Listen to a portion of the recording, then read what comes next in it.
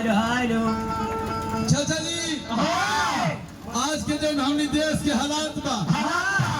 देश के परिवेश बा ओकरा रउआ लोग से कोनो चीज बाचल नहीं के पहिल का जमाना में लोग फिल्म लोग बनावत रहे पहले कितना सुंदर नाम देते रहे जैसे पहिल का फिल्म के नाम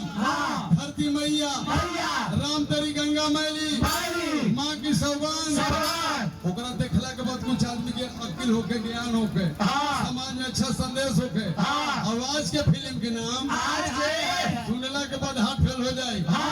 ससुर जी ससुरा वाला पैसा वाला उल्टा ठोका जाए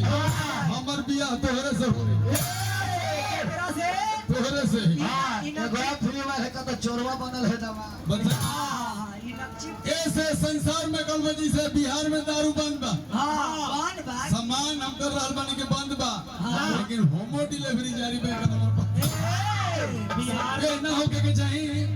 ऐसे बबुआ कहा लगे बा का कि व्यवहार नहीं बदला जिसका विचार बदल कर क्या होगा व्यवहार नहीं बदला जिसका विचार बदल कर क्या होगा जिस रेडियो का स्पीकर खराब है मालिक तो तार बदल कर क्या होगा जहाँ की भूमि बंजर है तो फार बदल कर क्या होगा और जहाँ के अगर मंत्री चोर है तो सरकार बदल कर क्या होगा जहाँ के प्यासे पूर्वक है गार्जियन तो गिटकार बदल कर क्या होगा और ऐसा मेहरारू के काटने बसदारी खराब है तो भदार तो ये लौंडा यार हमारा बेटा कान हारे नारे तो कान पर हलन गेली तो तू हुआ का करे था ना तू देखी एगो इहो हगीज के दुकान ऐसा- खोले थे तू हाथी अलग कराई ना हम तो कान खोलने कि क्या खोलने जाए लेकिन देखिए गार्जियन मास्टर साहब आदमी की नेचर और सिग्नेचर में बदलाव ना हो एक जगह अभी के सिस्टम हमने के जगह खाना का बफर चल रहा बा एक जगह बफर की व्यवस्था रहे तीन गो कुकुर एक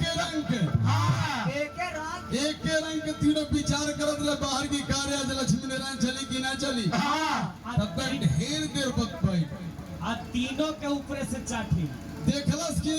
ढेर देर बीतल तब तक फेर में बालों के आने एको को बदल बहरी नहीं कैसे लक्ष्मी नारायण हुई तब तक एगो गार्जियन पहुंचल बा वहां भीड़ में खुतवा अब पहुंचल बा जब मुखटवा लगा के दरवनिया जो करे ले जसी गेटवा पर पहुंचल तो एक लाठी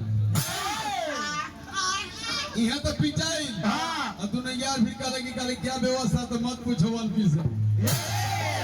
पिटाई बा कि वन पीस है तो दूसरा क्लास की तो दम धर के हम देखिए ले साइड से दूसरा फेर में जब फिर पहुंचा तो क्लास की कितना ढीठ पूजा से भेटा जा रहा बा अब ये लाठी मारी फिर आई बा लोग केतली के चार देह पर उझिल दे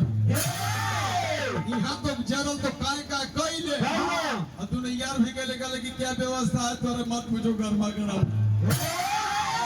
कहलस कि एगो कैसे वन पीस मार लेला साउथ दूसरा कैसे गरमा गरम और तीसरा तनी देर में हिम्मत करके पहुंचल बा लोग कहलस कि ऐसे ही आज ना मानी